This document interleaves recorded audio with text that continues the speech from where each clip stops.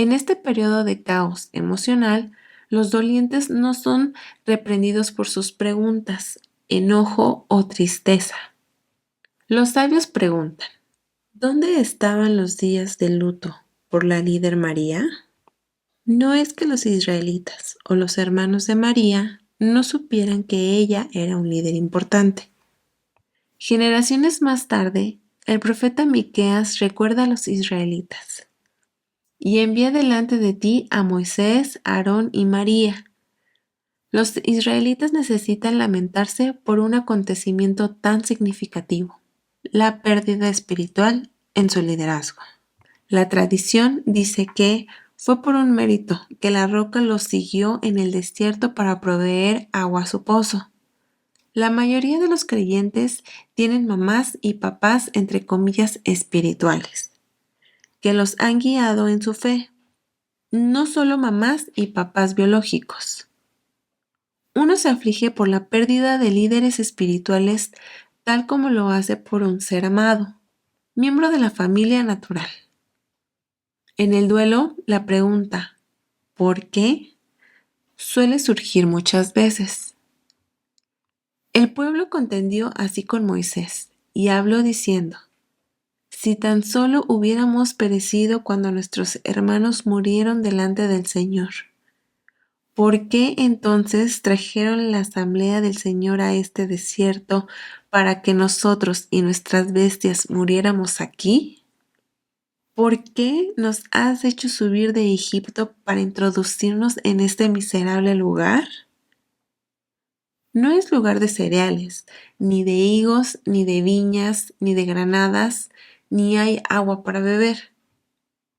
Sin la capacidad de desahogarse emocionalmente durante un periodo determinado de luto por María, hablaron de todos modos sobre el agua, una provisión esencial que conectaron con la presencia de esta mujer justa entre ellos.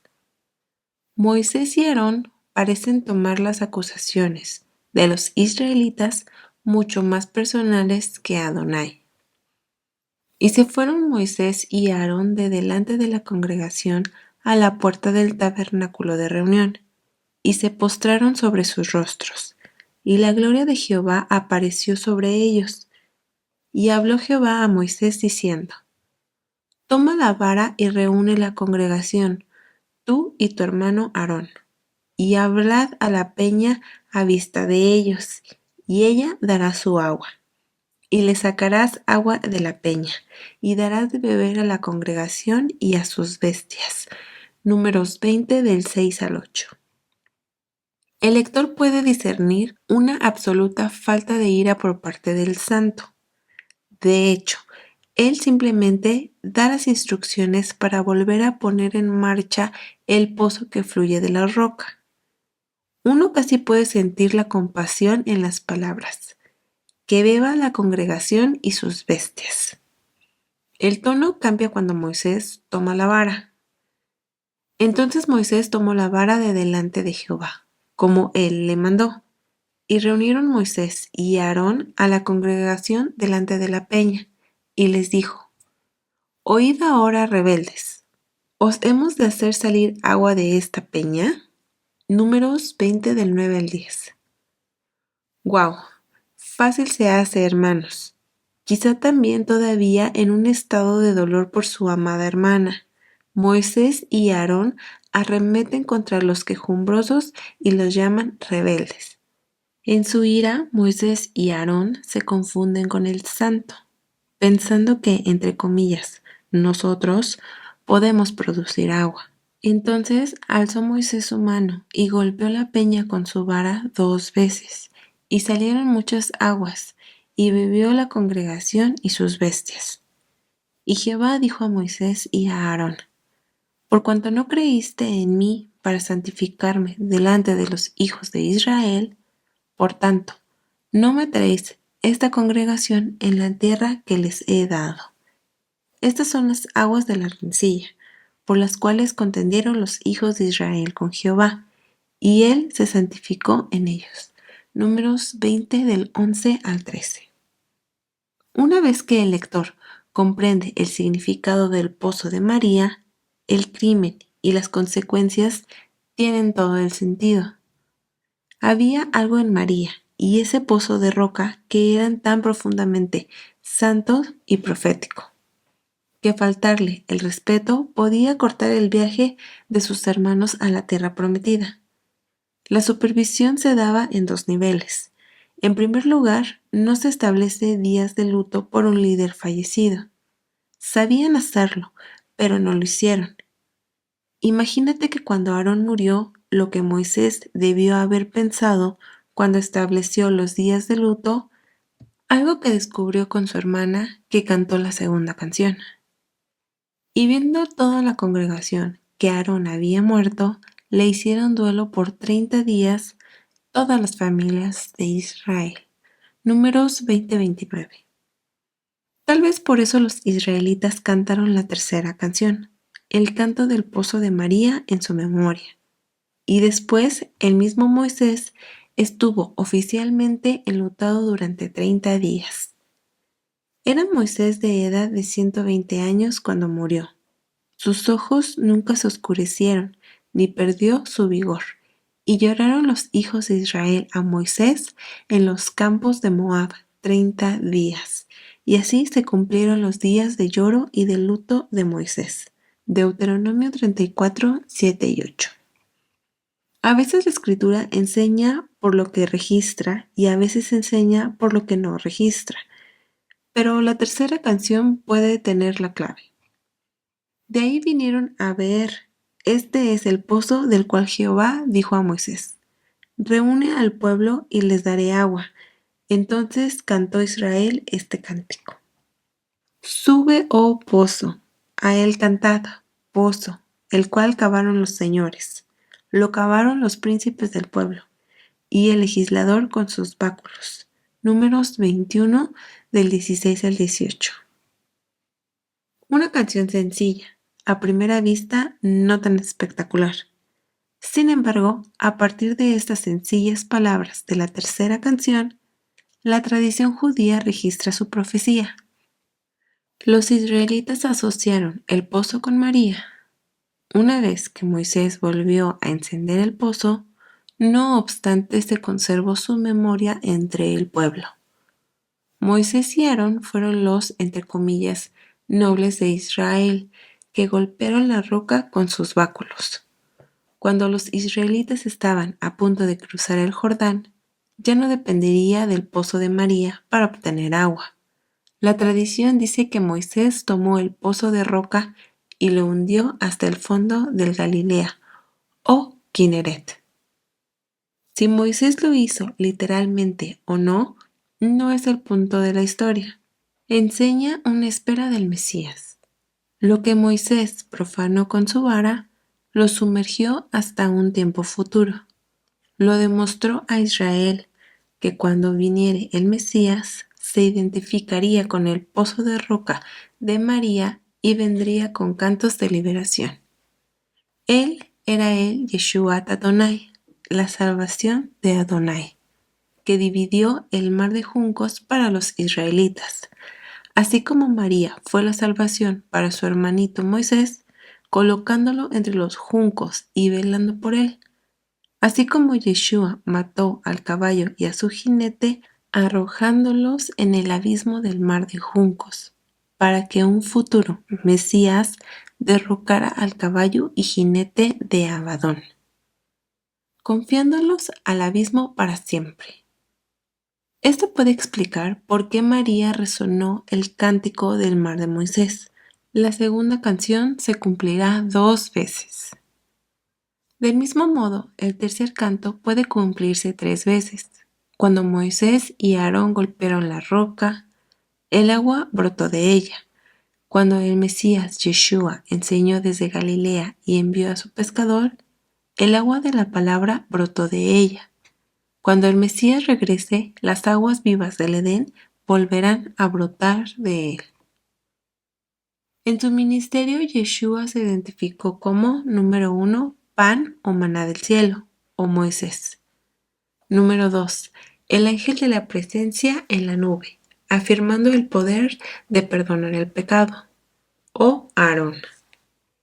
En su afirmación de que Él era el pan del cielo desde el huerto de arriba, Yeshua corrige el error de Moisés y Aarón de identificarse a sí mismos como los que sacan agua de la peña. En cambio, era el Padre Celestial. Sus báculos eran solo instrumentos, entre comillas. Entonces Jesús les dijo, en verdad os digo, que no es Moisés que os ha dado el pan del cielo, sino que es mi Padre el que os da el verdadero pan del cielo. En más de una ocasión, Yeshua incluso sobrenaturalmente multiplica el pan físico y sobran cestas. En una ocasión, Yeshua multiplica el pan en un, entre comillas, lugar desolado, así como el maná cayendo en el desierto. El ministerio de Yeshua como pan del cielo confirmó la señal de Moisés. La segunda señal era la señal de Aarón, el ministerio del ángel de la presencia en la nube. Durante 40 años en el desierto, los israelitas fueron educados en santidad, adquiriendo las vestiduras de Yeshua, los santos mandamientos. Aprendieron a obedecer al Padre, lo cual significaba que tenían que obedecer el juicio del ángel en la nube, que tenía el nombre divino y voz dentro de él. He aquí yo envío a mi ángel delante de ti, para que te guarde en el camino y te introduzca en el lugar que yo he preparado. Guárdate delante de él y oye su voz. No le seas rebelde, porque él no perdonará vuestra rebelión, porque mi nombre está en él. Pero si en verdad oyeres su voz e hicieres todo lo que yo te dijere, seré enemigo de tus enemigos y afligiré a los que te afligieren. Ese ángel los protegió en el viaje y los llevó a la tierra de Israel, un lugar de la resurrección. Pero el requisito previo era la obediencia. Es posible que hayan sido un pueblo salvado de Egipto, pero no los transformó inmediatamente en una nación santa y obediente, digna de un jardín de resurrección. Las transgresiones que aún residen en ellos acortarían su residencia en la tierra prometida. Fue solo Moisés quien logró un resplandor de luz que irradiaba de su rostro en su intimidad con la voz y los mandamientos. El ángel en la nube tenía un atributo y una habilidad especial, el poder de perdonar el pecado. Este era un poder de juicio asignado a él por el Santo. Este poder de perdonar o no perdonar el pecado era importante, porque el ángel tenía la tarea de guiar y proteger a Israel hasta llegar a la tierra santa. Y Jehová respondió a Moisés: al que pecare contra mí, a éste raeré yo de mi libro. Ve pues ahora, lleva a este pueblo a donde te he dicho. He aquí mi ángel irá delante de ti, pero en el día del castigo yo castigaré en ellos su pecado. Y Jehová hirió al pueblo porque habían hecho el becerro que formó a Aarón. El ángel fue enviado con poder de juicio. Había libros en el cielo que registraban las acciones de cada individuo. Los libros seguían abiertos hasta, entre comillas, el día del castigo por el pecado. El ángel en la nube jugó un papel en el liderazgo de Israel. Él no perdonaría rebeldes y podríamos suponer pecados no arrepentidos. No podía, porque tenía que actuar según la voluntad del nombre divino y el poder dentro de él. Si él hubiera tenido el poder para no perdonar el pecado rebelde, entonces el anverso debía ser verdadero. Él tenía el poder de perdonar a un pecador arrepentido. Este poder delegado para perdonar o no perdonar las transgresiones aparece de nuevo en el Mesías Yeshua. Yo, la luz, he venido al mundo para que todo aquel que cree en mí no permanezca en tinieblas. Al que oye mis palabras y no las guarda, yo no le juzgo, porque no he venido a juzgar al mundo, sino a salvar al mundo. El que me rechaza y no recibe mis palabras, tiene quien le juzgue. Las palabras que he hablado, ella le juzgará en el día postrero, porque yo no he hablado por mi propia cuenta.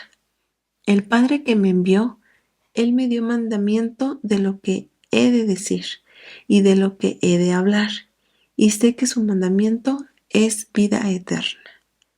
Así pues, lo que yo hablo, lo hablo como el Padre me lo ha dicho. Juan 12 del 46 al 50. Yeshua se identifica con la Torá, las instrucciones del Padre a sus hijos Israel, porque, entre comillas, la Torá es una luz y el mandamiento es una lámpara. El ángel de la presencia tenía la autoridad del Padre en el desierto para hablar su palabra, y la presencia del ángel era asociado por el nombre, y por lo tanto las obras del Padre estaban en él. El ángel no hablaba por su propia iniciativa, sino que refleja exactamente la palabra viva del Padre, por la cual Israel fue juzgado. Yeshua se identifica a sí mismo de acuerdo a este patrón de nube y recuerda a sus oyentes que la misma palabra los juzgará en el último día.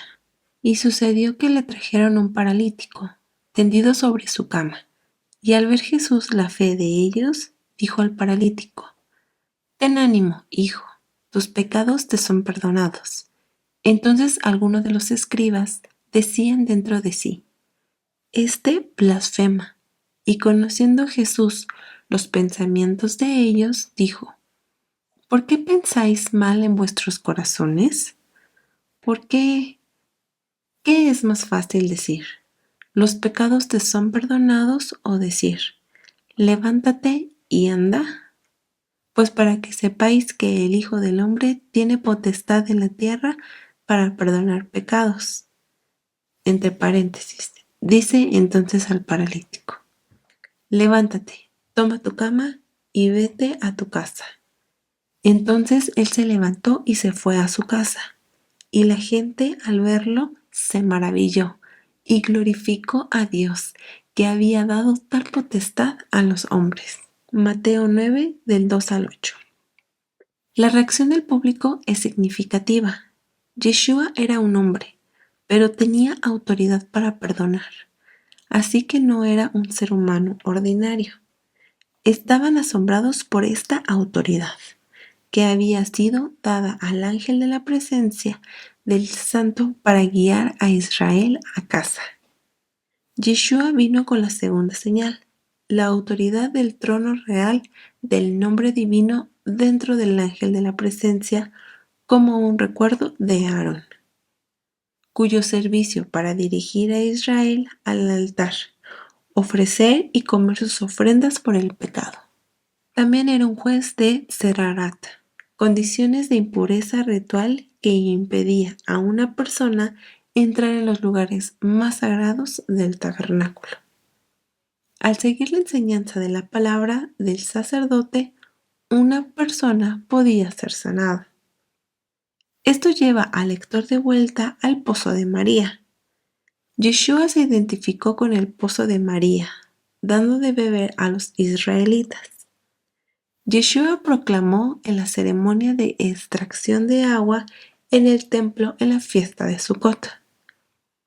En el último día de la gran fiesta, Jesús se puso en pie y alzó la voz diciendo: Si alguno tiene sed, venga a mí y beba. El que cree en mí, como dice la Escritura, de su interior correrán ríos de agua viva. Esto dijo el Espíritu que había de recibir los creyentes en él, cuando aún no había venido el Espíritu Santo, porque Jesús no había sido aún glorificado. Juan 7 del 37 al 39. La actitud de Yeshua era muy diferente a la de Moisés y Aarón en el día que golpearon la roca. Qué hermosa y santa santificación de las aguas espirituales enviadas desde lo alto. El pozo de María estuvo oculto en el Kineret hasta la llegada del Mesías. Al igual que el maná de Moisés y la autoridad para sanar y limpiar el pecado como Aarón, Yeshua amaba Galilea, ministrando ahí primero, llamando a los discípulos ahí primero, caminando sobre sus aguas y disciplinando las aguas tempestuosas. Después de su resurrección, regresa ahí para encontrarse con sus discípulos y cocina pescado. Entonces Jesús les dijo: No temáis, id, dad las buenas a mis hermanos, para que vayan a Galilea y ahí me verán. Mateo 28:10. Yeshua aseguró a sus hermanos que había cumplido la señal final, la señal de la roca del pozo de María. Él era la roca en el desierto que daba de beber a las tribus de Israel. Él era el maná que los rodeaba cada mañana. Él era la presencia del Salmo en medio de ellos. Porque no quiero, hermanos, que ignoréis que vuestros padres todos estuvieron bajo la nube, y todos pasaron el mar, y todos en Moisés fueron bautizados en la nube y en el mar, y todos comieron al mismo alimento espiritual, y todos bebieron la misma bebida espiritual, porque bebían de la roca espiritual que los seguía, y la roca era Cristo. 1 Corintios 10, del 1 al 4. Pablo enseña a los corintios este antiguo midrash acerca de las nubes, el pan y el agua. ¿Por qué es tan significativa para la razón por la que Yeshua vino de Galilea a pesar de que él nació en Belén? Si alguien tiene sed. Capítulo 5. La canción de los levitas. Naso. Elevación. Números 4:21 al 7 al 89. Jueces 13 del 2 al 25. Salmos 67 y Efesios 5 del 6 al 20. ¿Alguna vez has sentido que hay más cosas en la Biblia de las que estás entendiendo en español? Eso es bueno, porque mantiene la curiosidad de los lectores. Mientras un estudiante de la Biblia tenga curiosidad, se mantendrá estudiando. Mientras se estudia, se aprende. Mientras se esté aprendiendo, se siente menos amenazador el hecho de que tanto quede por aprender. La vida espiritual ahora está adquiriendo un avance en una eternidad de aprendizaje. La porción de la Torá Naso tiene una traducción bastante directa al español del llamado a los levitas para el servicio en el tabernáculo, el Mishkan, también llamado la tienda de reunión. Desde la edad de 30 años arriba hasta la edad de 50 años, todos los que entraban para ministrar en el servicio y tener cargo de obra en el tabernáculo de reunión. Números 4:47. Un levita sirvió durante 20 años, entre comillas, sobre su carpa y trabajó. Una pieza significativa de servicio. El número 20 tiene una letra hebrea correspondiente a Kaf. Muchas palabras se forman de la letra Kaf. Todas tienen algo que ver con ser un recipiente, contenedor o cubierta para otra cosa. Una kipa es un gorro religioso judío, un recipiente invertido para la cabeza. Yom Kippur es un día de cobertura o expiación. Una cuchara es un utensilio ahuecado, un capit. Imagina la palma de tu mano como si fuera una, entre comillas, taza. Y eso es una gran imagen, lo cual coincide con la forma de copa de Kaf. Usar una kipa es como tener una mano ahuecada sobre la cabeza de uno en oración. Números 4:47 se traduce de la versión ArtScroll de tal manera que conserva el extraño giro de la frase en hebreo.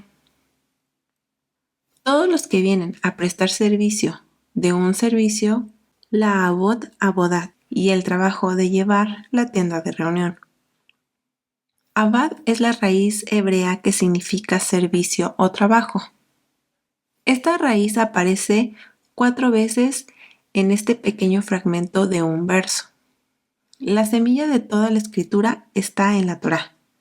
Así que uno se pregunta, ¿dónde está el establecimiento de los cantores levíticos en el tabernáculo y en los servicios del templo? El gran erudito judío Rashi dice que está aquí mismo en el texto de, entre comillas, trabajo y servicio. Hay un servicio que acompaña al servicio de montaje, de mantenimiento, desmontaje y llevando la tienda de reunión. El Lavaot Abodat es la canción interpretada con címbalos y arpas. Servicio hecho para otro servicio. Llevar y servir en la carpa. Hubo hombres y mujeres cantores que regresaron de Babilonia a Israel en el tiempo de Esdras el profeta.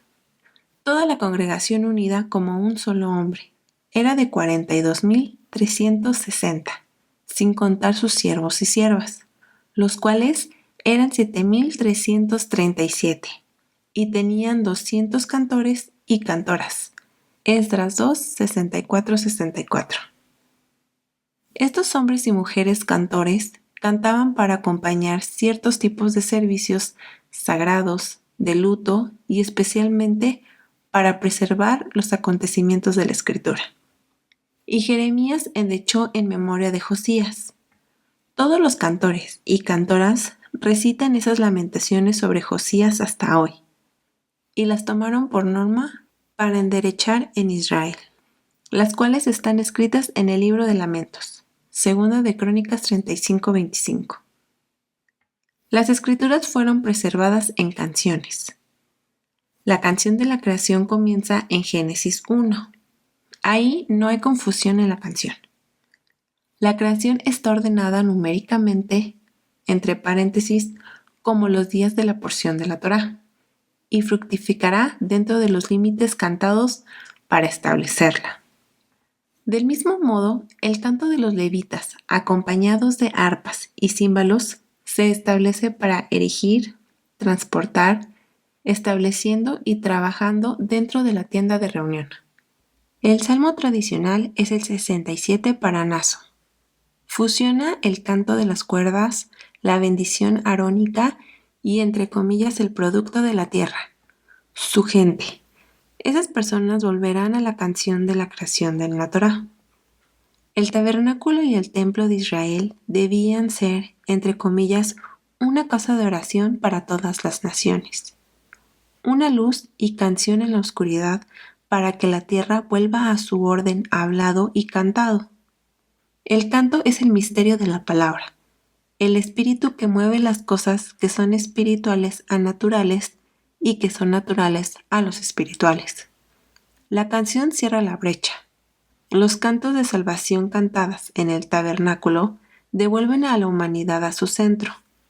El jardín fecundo, a través de la resurrección de Yeshua, el cantor que rodea a Israel con cantos de liberación. Hay una anomalía en el registro de Naso de las cucharones de oro llenos de incienso, un doble número 10. Rabbi Shimon bar Yochai enseñó, Kaf Ashara Ashara.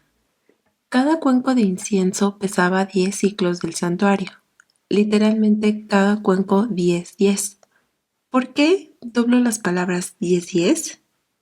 Una vez para aludir a la obra de la creación y otra para aludir a la Torá.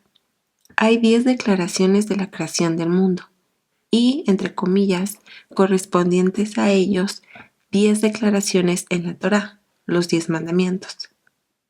Cada uno de los 12 de pesos de 10 cucharones eran de oro, sahab, sin embargo, eran pesados por 10, peso del ciclo sagrado que es plata. Entonces, ¿los cucharones eran de plata o de oro? Sí, oro por sustancia, plata por peso. Bueno, oro, Génesis 2. Estaba en el jardín, un símbolo de Adán y Eva, que eran, entre comillas, muy buenas creaciones. La plata es el símbolo bíblico de la redención. Geulá. Aquí hay una imagen de restauración de la oración en el jardín. Y cuando entraba Moisés en el tabernáculo de reunión para hablar con Dios, oía la voz que le hablaba de encima del propiciatorio que estaba sobre el arca del testimonio, de entre los dos querubines, y hablaba con él. Números 789. En la tienda de reunión se reabrieron los cantos de comunicación entre ambos querubines, que se encontraban en la entrada trasera del jardín. El incienso original era la oración, las conversaciones directas con el Creador.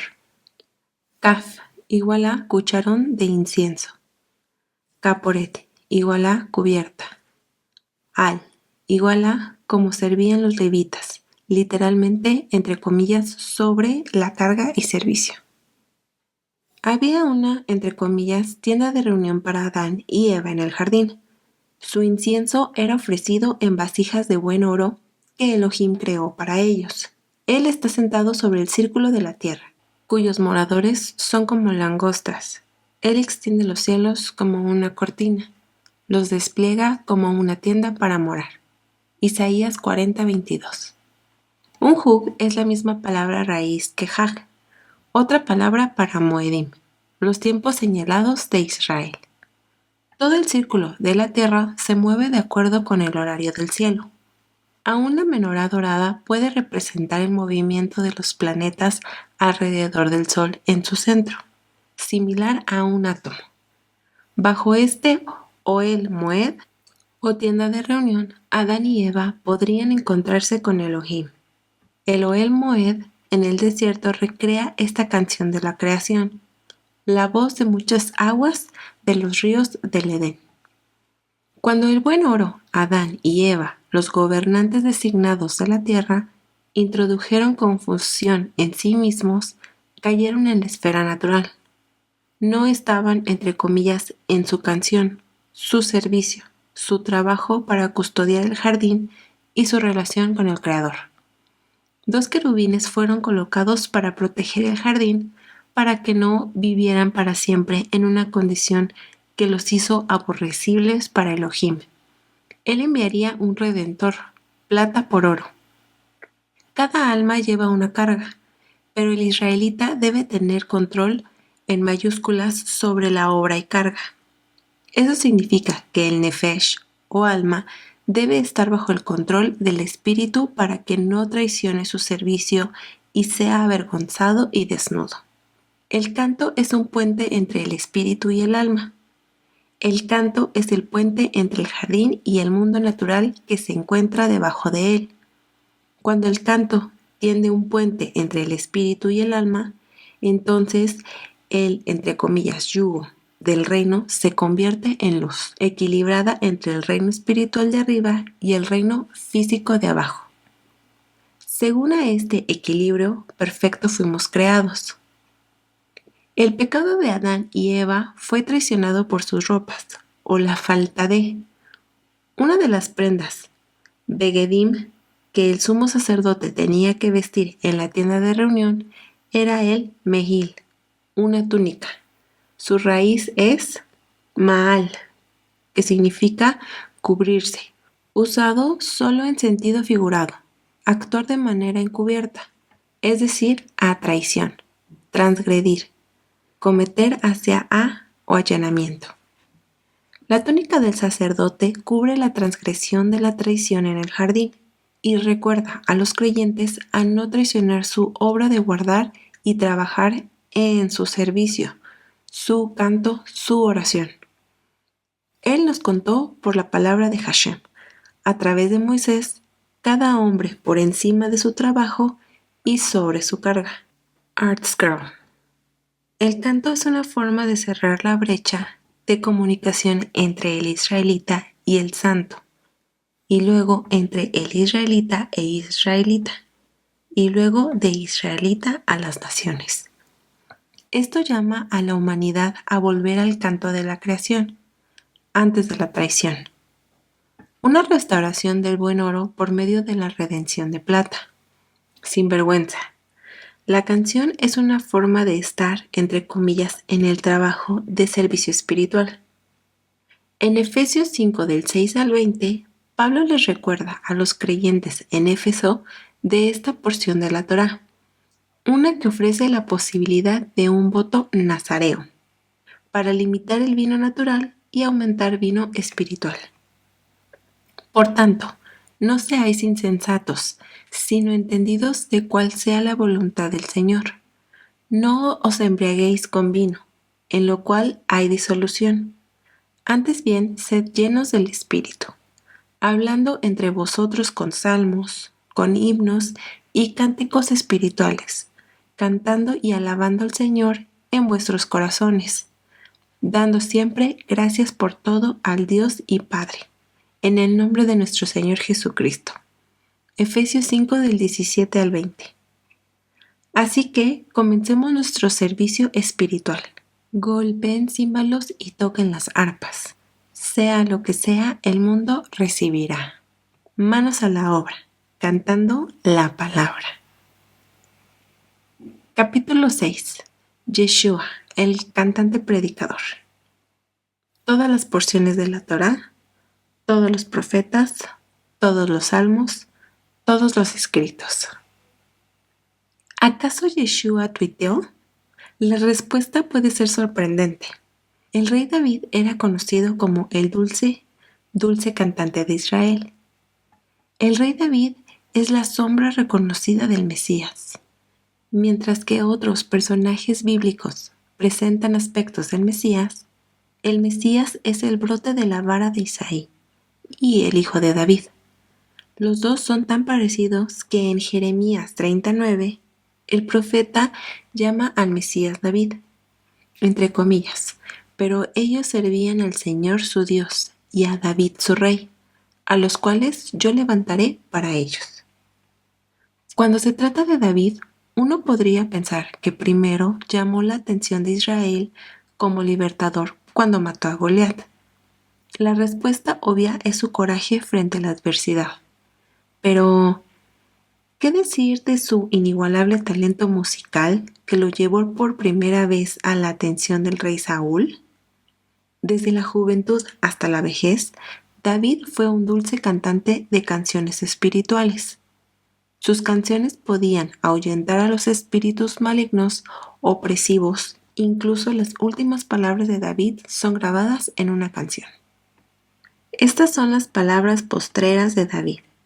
Dijo David, hijo de Isaí, dijo aquel varón que fue levantado en alto, el ungido de Dios, de Jacob, el dulce cantor de Israel. El Espíritu de Jehová ha hablado por mí, y su palabra ha estado en mi lengua. Segunda de Samuel 23, 1 y 2. Así que el lector busca pistas sobre el Mesías, Yeshua, que reflejan la naturaleza del rey David, el dulce cantor de Israel. Aparte de cantar el gran Halel del Salmo 136 después de la Pascua, hay poco en los evangelios que sugieran que Yeshua era un salmista o cantante. Sin embargo, ese tuit sorpresa que encuentra en un estudio más detallado de los textos e historia judía del primer siglo, el Nazareno. Yeshua era conocido como, entre comillas, el Nazareno. En el Nuevo Testamento arameo, él es llamado Yeshuat Hanotzi. El título incluso fue clavado en la cruz con él. El lector se debe preguntar, ¿tenía esto la intención de denotar su ciudad natal o el cargo real por el cual fue condenado a su muerte? Sus seguidores fueron conocidos como nazarenos, incluso después de su muerte, resurrección y ascensión. La reacción del ciego Bartimeo es interesante. Entre comillas, cuando oyó que era Jesús el Nazareno, comenzó a gritar y a decir, Jesús, hijo de David, ten misericordia de mí. Tal vez fue más que escuchar que fue Yeshua de la ciudad de Nazaret que provocó una reacción tan entusiasta de Bartimeo. Su discurso al, entre comillas, hijo de David, es tan significativo como el significado real de Nazareno. Si Nazareno era solo una forma de denotar la ciudad natal de Yeshua, entonces es extraño que incluso a sus seguidores se les dio ese nombre. Aunque algunos pueden haber venido de cerca de la pequeña aldea de Nazaret en Galilea, no hay evidencia de que Yeshua seleccionara o recibiera a ningún discípulo de su ciudad natal. De hecho, la gente de su ciudad natal no lo trataba de bienvenido. Intentaron empujarlo por un precipicio. Un respetado rabino y erudito judío que sobrevivió al Holocausto y luego se convirtió al cristianismo fue Israel Eugenio Goyi. Era el rabino en jefe de Roma. Trabajando desde su amplio conocimiento del hebreo bíblico, arameo, griego y árabe, el rabino Goyi investigó el término entre comillas nazareno, tal como se usaba en el Brit Hadashah o Nuevo Testamento. Tras un exhaustivo análisis, concluyó que la estructura gramatical de la palabra en su contexto como título del topónimo no era adecuado para una palabra designada a describir tanto a Yeshua como a sus discípulos. La escritura que más lleva a concluir que Yeshua fue llamado Nazareno porque era de su ciudad natal es Mateo 2:23. Y vino y habitó de la ciudad que se llamaba Nazaret, para que se cumpliese lo que fue dicho por los profetas, que había de ser llamado Nazareno. El problema es que Nazaret no se menciona en los profetas, ni siquiera en toda la Tanaj. No hay ninguna cita directa que diga que el Mesías será llamado Nazareno. El rabino Goyi, sin embargo, investigó los profetas a fondo y llegó a la conclusión de que ellos sí dicen que el Mesías sería un nazareno, pero la diferencia es que será llamado la vara Netzar en Isaías 11:1. El Notzri, la vara, la raíz Natzar, denota los actos de guardar, vigilar, preservar y observar. Esta definición de nazareno es más apropiada para la persona de Yeshua que simplemente el pueblo natal. El verbo nazar se usa a menudo en el contexto de guardar el pacto de la Torá y preservar la vida, a veces escondiéndose. El uso más abrumador del nazar, sin embargo, es la relación con guardar los testimonios, mandamientos y estatutos de la Torá. Este contexto de Nazar es consistente con la afirmación de Yeshua de que él no ha venido a abolir la Torá o los profetas en Mateo 5, sino para cumplirlos y llevarlos a su significado más completo. De manera que cualquiera que quebrante uno de estos mandamientos muy pequeños y así enseñe a los hombres, muy pequeño será llamado en el reino de los cielos. Mas cualquiera que los haga y los enseñe, éste será llamado grande en el reino de los cielos. Mateo 5:19. Aquí, en la letra negrita, hay solo algunos ejemplos de Nazar en las canciones del dulce cantante y otros salmistas. Tú eres mi refugio, me guardarás de la angustia, con cánticos de liberación me rodearás. Selah, Salmo 32:7. Escucha, oh Dios, la voz de mi queja. Guarda mi vida del temor del enemigo. Salmo 64:1. A fin de que pongan en Dios su confianza y no se olviden de las obras de Dios, que guarden sus mandamientos. Salmo 78:7. Para que guardasen sus estatutos y cumpliesen sus leyes. Aleluya. Salmo 105:45. Bienaventurados los que guardan sus testimonios y con todo el corazón le buscan. Salmo 119:2. Aparta de mí el oprobio y el menosprecio, porque tus testimonios he guardado. Salmo 119:22. Enséñame, oh Jehová, el camino de tus estatutos, y los guardaré hasta el fin. Dame entendimiento y guardaré tu ley, y la cumpliré de todo corazón. Salmo 119, 33 y 34. Estas bendiciones tuve porque guardé tus mandamientos. Salmo 119, 56. Contra mí forjaron mentira los soberbios, mas yo guardaré de todo corazón tus mandamientos. Salmo 119, 69. Más que los viejos he entendido, porque he guardado tus mandamientos.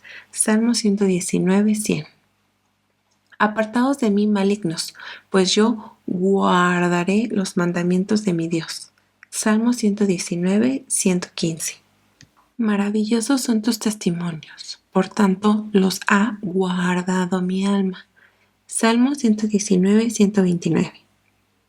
Todos los ejemplos precedentes de Natsar unen inextricablemente la identidad del Mesías, en Netzar a la palabra de Dios, especialmente al aspecto de la Torá.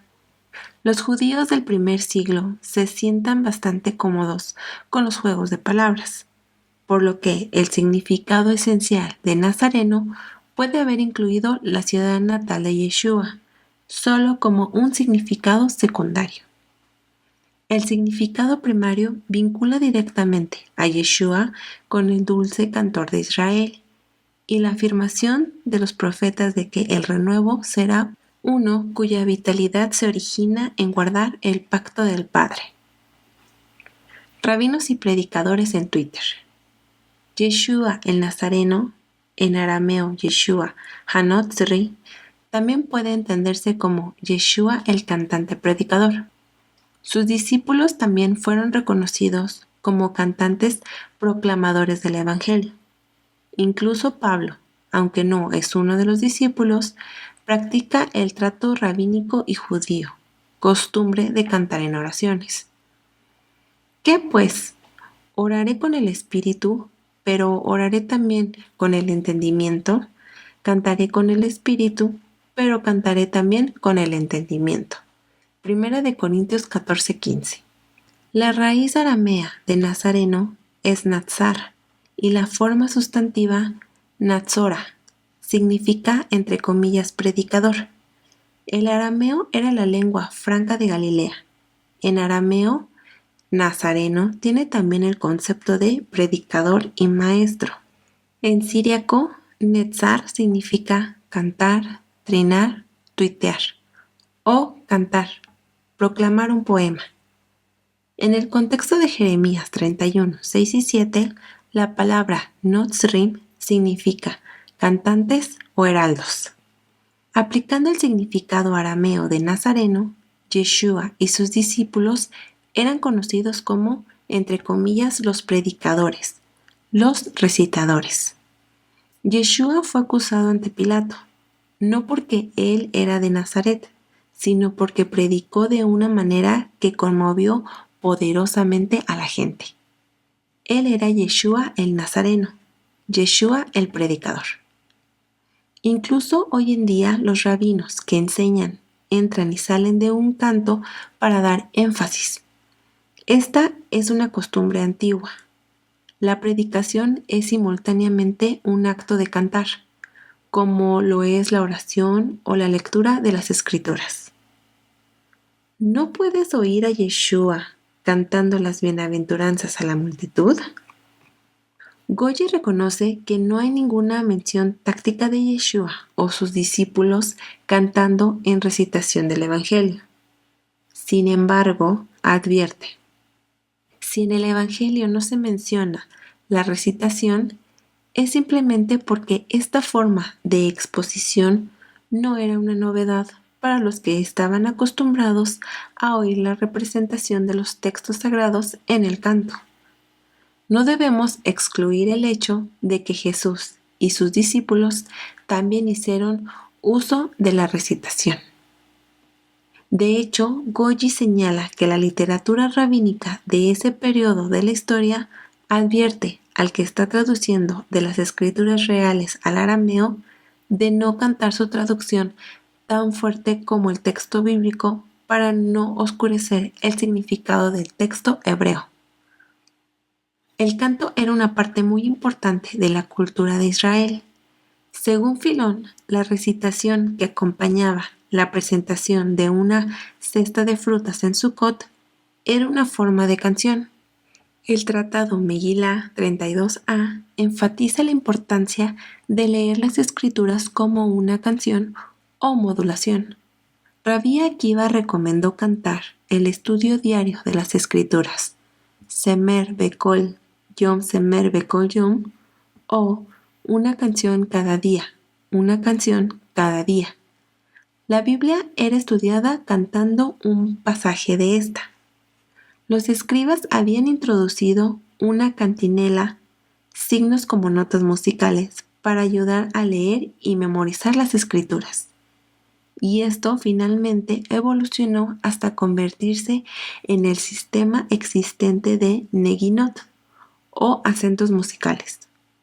Koji informa que los judíos yemenitas, incluso los adultos, eran completamente incapaces de citar la escritura sin cantarla, porque así es como la aprendieron. Hay melodías especiales para la Torá, los profetas y los escritos. La lectura de un salmo es realmente la lectura de una canción tal y como se pretendía originalmente. El arpa de Yeshua, Galilea. El gorgojeo de Natsar puede romperse en una onomatopeya hebrea, etzor. Onomatopeyas son un recurso literario en el que las palabras suenan como su significado. Los ejemplos en español podrían ser guau, miau, muac, pío y acho, etc. Zor en hebreo imita el sonido de un grillo, tzatzar. Esto es similar a los antiguos predicadores que cantaban una porción de las escrituras y luego lo explicaban en sus sermones con melodía. El Salmo 48:4 describe el acto de enseñanza con el acompañamiento de un arpa. Nazaret en el primer siglo no era más que una aldea. Sin embargo, se encontraba cerca del Kineret o lago de Galilea. El lago se llamaba Kineret por su forma que se asemeja a un arpa, el antiguo instrumento del rey David, que tocaba un quinor. Su ciudad natal de Yeshua estaba cerca de la gran arpa de Israel, y él era su gran predicador. Aunque Nazaret o Netaret era considerada una conexión lingüística con Yeshua, la conexión principal entre la obra real de Yeshua en la tierra y las lenguas arameas y hebreas es la designación del predicador. El Yeshua resucitado caminó por el Emaús, escuchando pacientemente mientras sus propios discípulos, sin saberlo, también cumplían el papel de proclamador y nazareno. Entonces él les dijo, ¿qué cosas? Y ellos le dijeron, de Jesús Nazareno, que fue varón profeta, poderoso en obra y en palabra delante de Dios y de todo el pueblo. Lucas 24:19. También Pablo, en el capítulo 15 de su carta a los romanos, subraya el canto de alabanza que los gentiles pueden cantar con Israel debido al cumplimiento de la profecía de Isaías por parte de Yeshua y su proclamación. En vista de tan rica historia, lleva a cabo un servicio de adoración, de oración y lectura de las Escrituras. Sin canto sería omitir el modelo de nuestro Mesías Yeshua y sus discípulos. Las oraciones y las lecturas de las Escrituras se convierten en canciones espirituales, además de palabras de comprensión. Estos cantos ayudan a la comprensión y al recuerdo, e invitan al espíritu a moverse sobre las cuerdas del corazón de los oyentes. Qué hermosa herencia de la sinagoga de Yeshua transmite a las generaciones sucesivas que lo escuchan y lo proclaman. Aquí las palabras finales de Yeshua a sus discípulos. Y Jesús se acercó y les habló diciendo, Toda potestad me es dada en el cielo y en la tierra. Por tanto, id y hacer discípulos a todas las naciones, bautizándolos en el nombre del Padre, del Hijo y del Espíritu Santo, enseñándoles que guarden todas las cosas que os he mandado. Y he aquí, yo estoy con vosotros todos los días hasta el fin del mundo. Mateo 28, del 18 al 20. La palabra griega, la leo, entre paréntesis G2980, se traduce como hablado. Es una forma prolongada de un verbo, por lo demás obsoleto, que tiene varias traducciones, entre ellas predicar. El léxico griego señala que el verbo se aplica no solo a los seres humanos, sino también a los sonidos de animales, en particular aves o langostas.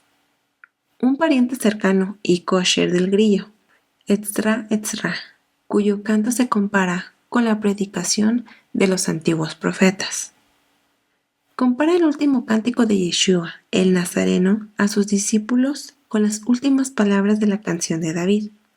La observancia y proclamación de los mandamientos es lo que une al Nazareno a la rama. La vara de raíz de Isaí es, en efecto, la realidad del ungido rey David, el dulce cantor de Israel.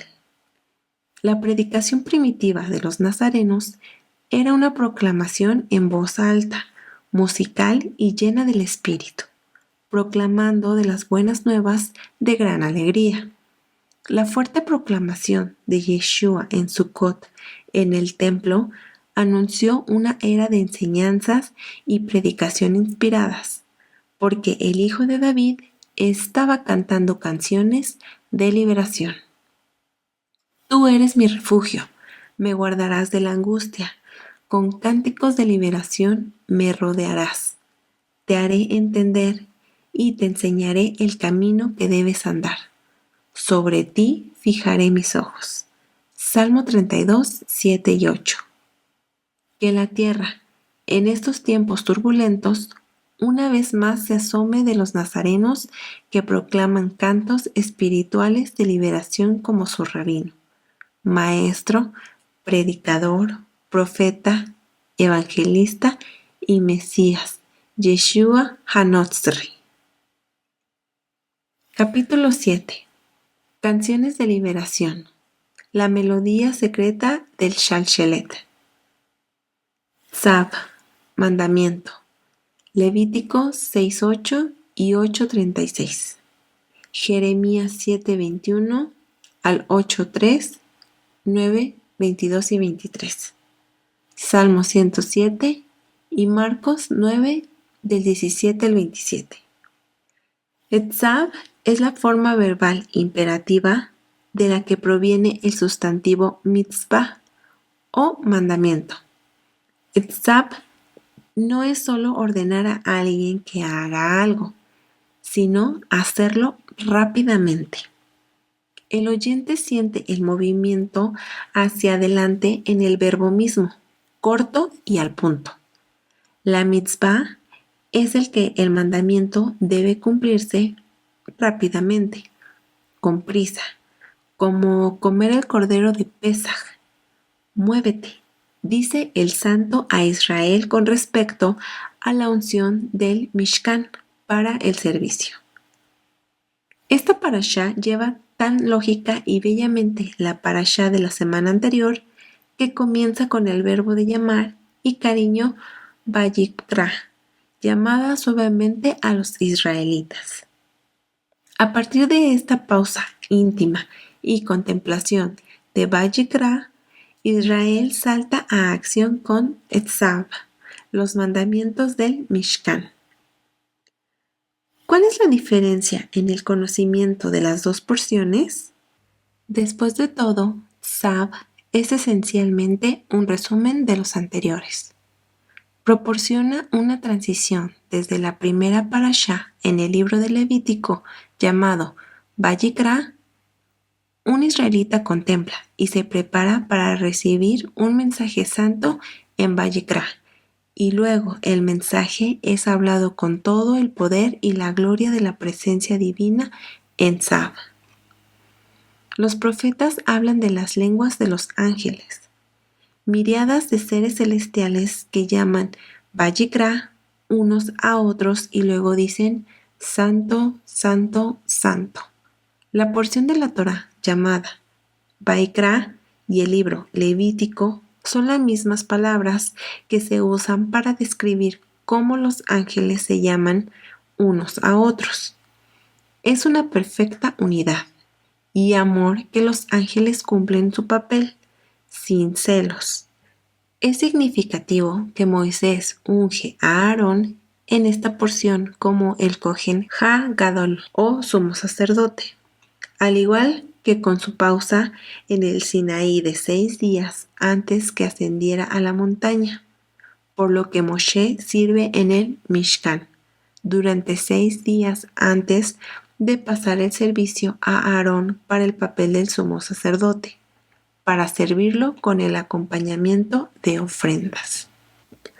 Uno podría preguntarse por qué se le dio a Moshe que realizara este servicio con la urgencia de Tzav. Hay muchas palabras hebreas relacionadas como Vayikra, más suave, más entrañable. Simplemente podía decir Omer o hablar, Daber. Me recuerda a los días en que aprendí y enseñé defensa personal. El instructor le da a la clase o al equipo un comando para ejecutar, a lo que le sigue del imperativo hazlo ahora. Este proceso asume que la clase ya sabe lo que tiene que hacer y entrarán en acción de inmediato. Saben lo que hacer y saben cómo. Ya se les ha llamado, se les ha hablado y la información se ha dicho. Ahora es el momento de Sab, hazlo ya. Esto es cierto en esta porción de la Torá. Los israelitas reconocen los mandamientos que se han detallado anteriormente. Cuando Moisés o el pueblo escuchan Sab, ellos estarán inmediatamente en acción para obedecer desde su punto de vista de formación previa.